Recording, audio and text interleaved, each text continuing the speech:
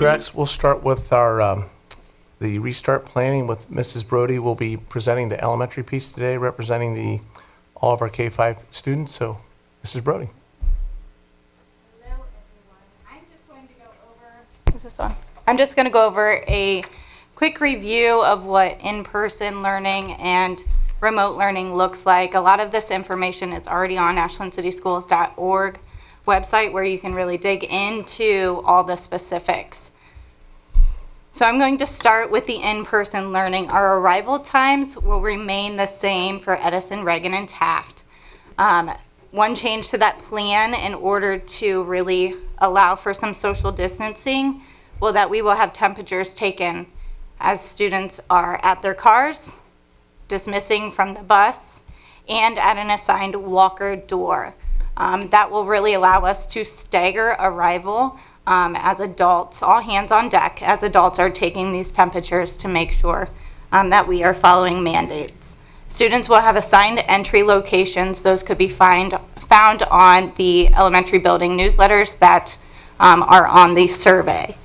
Breakfast will be available to all students to eat in the classroom, opposed to eating in the cafeteria as we have in the past. Each classroom will have breakfast for each student available, and they can grab and go to their seats to have breakfast. As for specialists, our specials will take place in the classroom, art, music, keyboarding, and library at this time. PE will take place in the gym and outside if possible, and as often as possible, because we want to make sure our kiddos are outside getting some fresh air. Same with recess. We will have a scheduled morning and afternoon recess. Those will be scheduled to locations around the school grounds. So there will be one classroom at one assigned location, and those will rotate so the kiddos can have a chance to be on the playground, and then we have time to sanitize in between each assigned class. Staff and students will have the option to remove their face coverings while they are outside and maintaining that social distancing. Based on students' needs, the teacher will have that flexibility to incorporate some more movement breaks into their day, whether that's going for a walk or creating some outdoor learning opportunities. The teachers will be able to do that. Our lunches this year will take place in the classrooms. All students will have the option to purchase a sack lunch to start the school year. That will be our option. Lunches will be supervised for those 30 minutes and eaten in the classroom. What the classroom day looks like, students will be given many opportunities to socially distance in order to have a mask break and movement breaks. We know that movement is so important to our littles throughout their day, so the teachers will definitely be incorporating more of that. As many of you know, we have plexiglass that will be utilized to really allow for that social distancing among students. Our curriculum will continue to be utilized and supported with intervention specialists, as well as provide enrichment and activities and instruction just based on those student needs, as we always have in the past. Again, students are encouraged to utilize the outdoor space as often as possible for classroom activities to really give those kiddos movement and mask breaks. Our small group instructors, intervention specialists, and therapists will continue to support the students in the classrooms as they have. Dismissal times will remain the same. We will have staggered dismissal procedures in place so students remain in their locations, and we are really cognizant of who is being dismissed and when and where those locations are to ensure that student safety. For remote learning in general, so students who fill out the survey and state that they are committing to remote learning, they will receive enrollment information for Canvas, and we will share that at each of the schools, and Ben will go into more information about that here in a minute. Canvas instructions and orientation will be provided to students as well as parents. Teachers will collaborate with grade level small group instructors to develop video lessons. A small group instructor will facilitate the communication, support instruction, and learning activities. The instruction presented on Canvas for each grade level will begin with short activities to really allow the students to get used to using this new learning platform and just learning how to navigate it. As they become familiar, additional lessons, activities, and experiences will be added so students can really dig into our curriculum. Progress will continue to be monitored for the students who are choosing remote learning, and that will be based on the student's ability to complete the activities aligned with our curriculum. Students will be expected to complete activities according to the weekly schedule created by the teacher, SGI, and intervention specialist, the collaboration taking place there.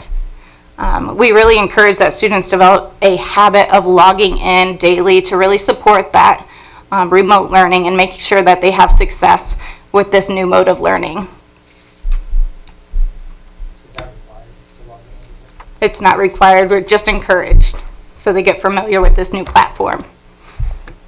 So some more information on remote learning, kind of an example of what this would look like. So as in-person students begin the year, they are really working on learning routines and procedures. Remote learning students will begin the year with Canvas orientation, followed by Meet the Teacher activities, because they will be seeing all the teachers at that grade level, so we want to make sure they can build that recognition of which teachers they will be interacting with through those video lessons. Parents, again, will have that opportunity to attend an information session with Ben, whether in person or videos. Grade levels will have the opportunity to share the workload of what recording videos and lessons look like. So for example, I know for Reagan third grade teachers, their plan is to record one math and one ELA lesson per week. And ELA consists of reading, writing, phonological awareness, phonics, word parts, all the things that go with reading. So to start the school year, because we talked about a slow rollout, getting them familiar with Canvas and familiar with the teachers that they'll see. So to start the school year, they will start a little bit behind, so the teachers are familiar with editing and posting lessons and activities. If there were a collaboration between the buildings, so say Edison and Reagan, were to collaborate together and share the responsibility, they would each complete one math or ELA lesson per week to serve all children. Teachers may choose to move to recording 1 week of content area lessons or a unit in a 5-week rotation. So there's a lot of flexibility with that, just depending on the grade level. And I'm going to interrupt just a question real quick. You're allowing each grade level to develop their own system and work together, right? We're not sending out, we're not saying this is a system you have to follow. We're allowing teachers to kind of take this thing and own it for themselves. Yep, and make it work for them. Make it work for them. Yep. Okay. So those recorded lessons that teachers will be doing have additional benefits for our in-person learners as well. Students may view a lesson at a center after a teacher has already taught that video lesson. Additionally, that same lesson could be used to front load information or used to watch as a review lesson as well. So there's a lot of opportunities to use those video recordings for our in-person learners as well. And those videos are all archived.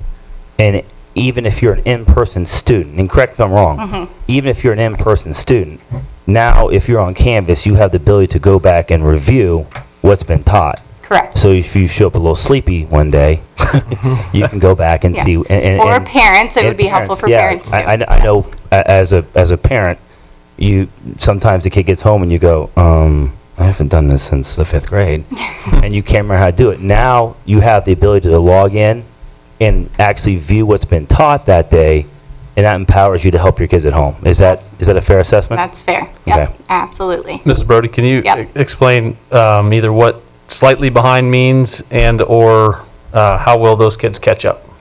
So like I kind of shared how the students in person will be working on routines, procedures, and just getting familiar with the school, especially with all these new procedures. The students online will be doing the Canvas orientation. The goal is definitely for them to be aligned with the curriculum. It's just that we are going to have that little bit of lapse so that the teachers are able to be recording, and then those small group instructors are uploading, assigning, communicating with families. Okay. Now, in your conversation with the SGIs, how do they feel about their involvement?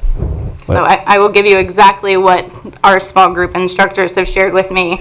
They said, "We are excited to collaborate even closer with our grade level teachers and facilitate remote learning to the students who choose to work from home." So I know that they shared this at a building level. They've shared this amongst our staff as well. I know they're really excited to be in this role, to be Good. able to support their colleagues. Good, that's great.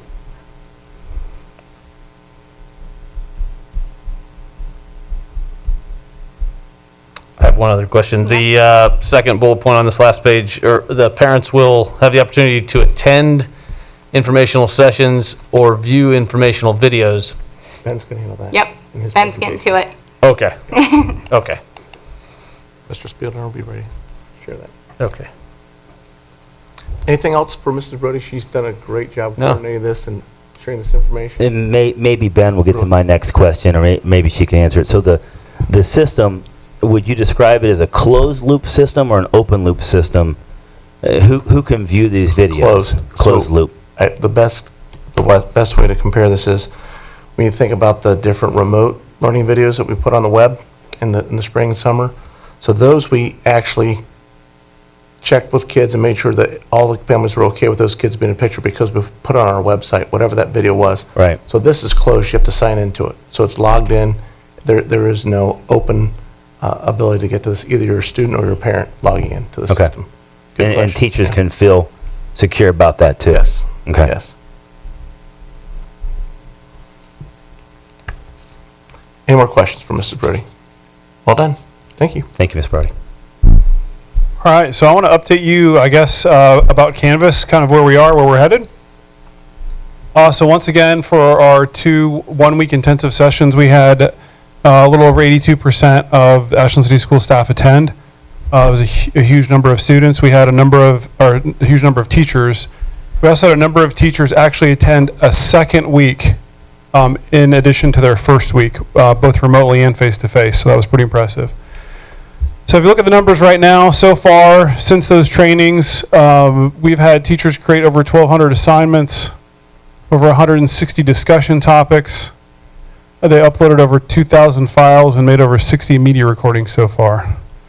Some of this has been test stuff, trying things out. A lot of it has been preparing for the fall. We've had a lot of teachers create a lot of material, a lot of content for students as well. So I thought this is pretty impressive in terms of what's been just created so far. We just, again, one more time, talk through the 2 weeks of training, 2 individual weeks. Correct. So please share that. Yeah, so we had 2 individual one-week intensive sessions in which teachers attended.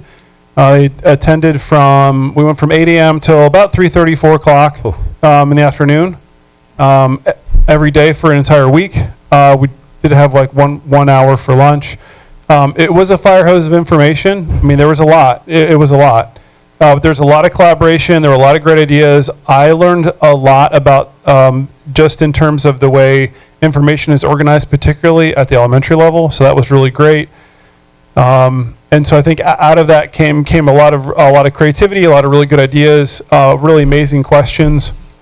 And then of course we have if you just look at the sheer numbers, there's quite a bit of things that have been created already so far. So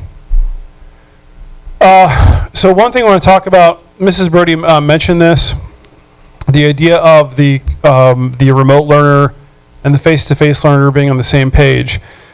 So I guess one thing that I want to talk about is the idea of, there are online courses that people take that are what we call asynchronous, meaning that a student just takes it on their own time. They can maybe get an entire course completed in a day or two. This is not an asynchronous course. This is synchronous, meaning for us, what that means, what that looks like is trying to get it as close to the actual time that kids have face-to-face as well. As Mrs. Brody said, we're going to need a little bit of space in there for teachers to be able to record video, for the SGIs to be able to take that video and put it into Canvas and collaborate on those activities. So there's going to have to be a little bit of a lead time for those things to be able to happen, but the goal is to try to get that as close as possible. Much different than I would say than an online kind of canned course. Much different than that.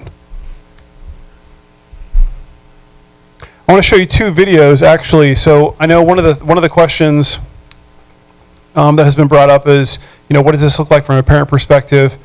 How do parents and students log in? So I'm going to show you 2 videos actually. One video, both of these are on a website, which I'm going to show here in just a minute too. But we have a number of videos right now that are available on Ashland City Schools website for parents and students to be able to log on and take a look at. So the first one I'm going to show you was created by Canvas themselves. This is about a 4.5 minute video, but it gives you a really good picture as to what parents see. All right.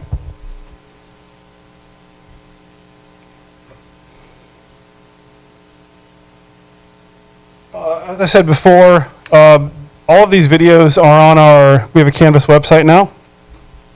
We made it specifically so that way parents and students had information before the school year started and throughout the school year. The idea is to be able to answer questions that parents and students might have. So the first video on the website is the video that I showed you by Canvas. The second video is my login video. There's some documents here, including a Canvas letter home to parents. There's also a document here that's 10 steps for parents to set up their own Canvas accounts. And then there's some student resources here. One of those resources is something called Passport to Canvas. And this is a resource that will be used middle school, high school specifically. But the idea then is it's actually a course that students will take to train them in how to use Canvas. I'll be creating other videos for younger grades to walk them through Canvas so that way they can better understand how to use it. I'll also be creating more videos specifically for parents to show them how to use Canvas as well if they have younger kids. There's also a video here that's about 10 minutes long for students. It's an overview of Canvas. It's actually really, really good. It's a kind of a broad overview, but it still gives them a nice overview. And then the last thing on the webpage is another document. It's 10 steps for students to set up their own Canvas accounts. All right. Well, not to set up, I should say, to customize their own Canvas accounts. In order to get to this Canvas information page, if you go to our district page, under Parent Resources, you'll see there's a Canvas parent login. Under that says Canvas information. The same thing for students. If you click on the student tab, there's a Canvas student login, and underneath that it says Canvas information. That's what this page is. And this page will be evolving. It'll be changing. As we get more questions, the goal is to better meet the needs of the students and the parents and the kinds of questions they might have. I'll also be posting these tutorials on our Ashland City Schools YouTube page as well for people to be able to access.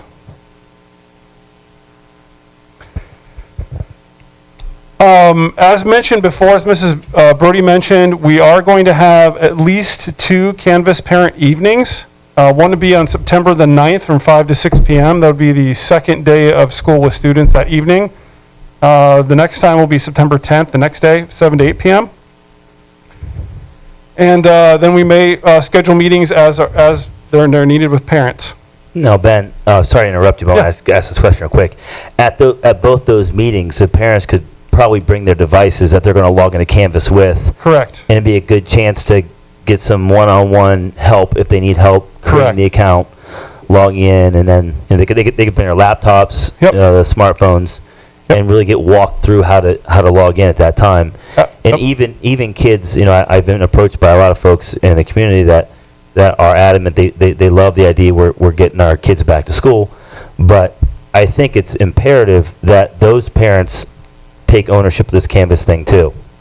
Correct. Yeah. I totally agree. Yeah. If we were to go remote only at some point, if the governor would make us, go remote only, then parents did definitely have to understand how Canvas works. And not only that, but it does have a lot of tools if they want to help their kids at home. Correct. Yeah, there are a lot of face-to-face tools as well. Yeah, that will be used as well. All right, thank you. Yeah. So this session is it's a question and answer. It's kind of a broad overview. It's a little bit of everything. It will kind of depend on what questions are asked, the direction we go. So I'll give kind of a broad overview of what Canvas looks like for parents, and then I'll be able to answer specific questions and those kinds of things. There will be a registration form on the Ashland City Schools website. It'll actually be on all the building pages as well here later in the week. So parents can sign up if they're interested. I'll leave that registration up all the way, and up through the day that we run this. And that'll be on our website? It will be, yep, correct. And I'm sure our friends in the media will publish that for us too? I hope so. Okay. So are we streaming this? Are we videoing it? Yeah. One of the issues I would have would be that some of the folks that obviously are already having issues with Correct. sending their kids might not want to come to a meeting in person. Correct, yeah. Yeah, and that's, Yeah, so all of these are going to be held in Archer Auditorium, which is the, kind of one of the largest areas we have. But of course, there's going to be people who don't feel comfortable with that. Yeah, so the idea would be to film that and then post that as well. Will they be able to submit questions ahead of time, maybe, or something like that? Would that be a possibility? You know what, they could. I could make that a area in the form, absolutely. Great. And the idea, if we do live stream too, there would be an area where people would be able to submit questions. That's great. Awesome. So, okay. So, Yeah. If more than one parent connect with Yes.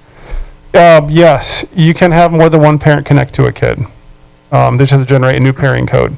But the only way that an adult can connect to our Canvas at any way, shape, or form is by a student pairing code. So if someone just wants to sign up random, it doesn't matter. It won't even let them create an account unless they have a legitimate pairing code with the student for a number of reasons. But yes, good question. Ben, Yeah. so are we going to automatically generate pairing codes for all the kids in the event that we do have, like, we shut the schools down, we have to switch to remote, so it'll be a quick transition? Or? Yeah, that's a good question. So actually, both students and parents can generate pairing codes. So once the student goes into their account, if they click on the settings, one of the options they have is to generate a pairing code. So it'll already be in place Correct. for students that opted for in-classroom Correct. instruction in the both. event that we get shut down. Yep, absolutely, yep. in-person and remote. Now we'll generate the pairing codes for the was it K through? So yeah, that's a good question. Pre-K through 3, grades pre-K through 3, the idea would be to have parents log into their actual student account. So we're working on getting those that account information to students. We're trying to figure out the best way to do that here at the very beginning of the school year. So that way parents have that, so that way they can help, whether it's face-to-face or whether it's remote. Okay. Do you want to talk for a minute about your tech coaches, your group that you've been working Yeah, with? Ones yeah. that picked this and did the work to get us. Yeah, so we have a number of tech coaches here at basically almost every level, I think, that helped determine what LMS we're going to go with, kind of help determine, what it is that we needed in an LMS, what we were looking for, and so they help with that. The idea is they're going to help this year when it comes to, just actually supporting teachers. With Canvas is a lot. There's a lot to it. There are a lot of bells and whistles. There's a lot of content that can be created. There's a lot of things that we can do now that we couldn't do before, and with that we have certain complexities that with that. And so our tech coaches are going to be there available to assist teachers one-on-one. And so teachers can request a tech coach, and then they can kind of help them, walk them through whether it's Canvas, whether it's other ways they want to integrate technology in their classroom, those kinds of things. Right. Thank you, Mr. Bueller. Yep. Turn over to Mr. Packard. I think he'll need that microphone. I would encourage everyone out there that, as we post these YouTube videos, what I did as a parent, I went to the YouTube channel for Ashland City Schools and turned on the notifications so that every time we upload one from the district, you see, oh, there it is, and that's been very helpful. That's one way to make sure that something's getting changed or updated on a regular basis. If they click on that icon on the Yep. homepage, it will take them to the YouTube website, and they can sign up there to be a subscriber. Thank you. Mr. Packard. Thank you, sir. Good evening, everyone. I would like to take you on a quick tour of our Learning Decisions website. I think we said 2 weeks ago that we would have this out live on the 17th, and so we took it live this afternoon around noon. Just want to let you know that we are planning an all-call tomorrow to make sure that we get the word out to all of our parents. But even just with our friends on social media posting this today, I think each building has around 10% of their students already having taken our form. So it is starting to get out there already, and it seems to be working quite well.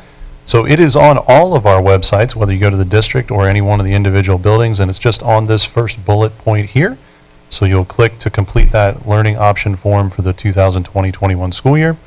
When you go there, the landing page just gives you a brief overview of the options for the school year. So we're asking each family who is sending a child to Ashland City Schools, whether you're in person or you're doing remote learning, each family needs to log on and take this survey for us to help us plan for the upcoming year. They are, it's not I said the word plan, but they are making the decision this time they take the survey. So again, we're going to leave this up for about a week through August 24th. And so again, we're going to be getting the word out to all of our families through an all call.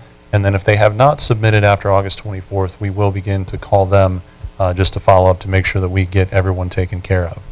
As they begin, they're just going to follow the buttons to their child's particular school. So if I've got children at multiple schools, I would obviously go back and do this multiple times.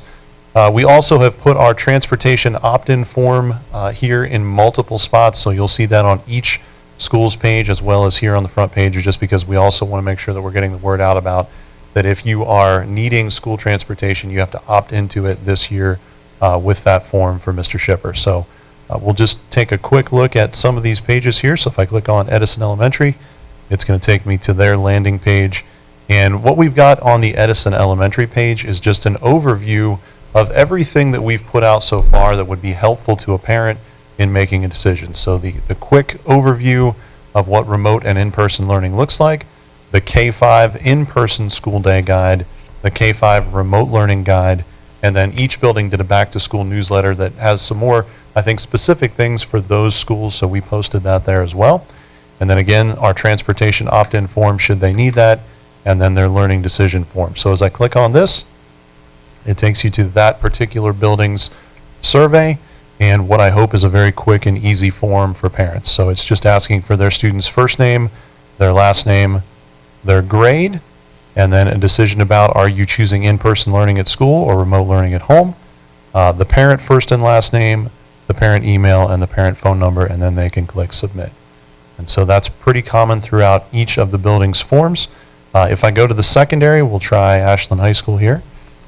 And again, very similar. So what we've got is, for both the middle school and the high school, the secondary overview of remote and in-person learning, the secondary guide to remote learning for families, our back-to-school newsletter, and then links at the bottom to our forms.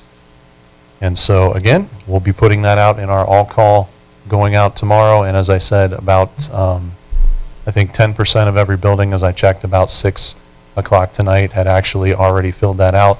And it seemed, I only looked at the high school, but it seemed like our planning survey folks were very consistent with that it was in the 70 to 75% range of folks who were choosing in-person learning versus remote learning. Are there any questions I can answer for you about that? Can you get the transportation form, share that real quick? Absolutely. Okay. So there's our opt-in transportation form. You can click that link there to see our transportation protocol PDF. And then it just goes down again and asks for some parent contact information, student first name and last name, the building they'll be attending, the grade of their child, and then where they will need transportation from and where they will need transportation to, and then addresses if those are pertinent. So, all right. Thank you, folks.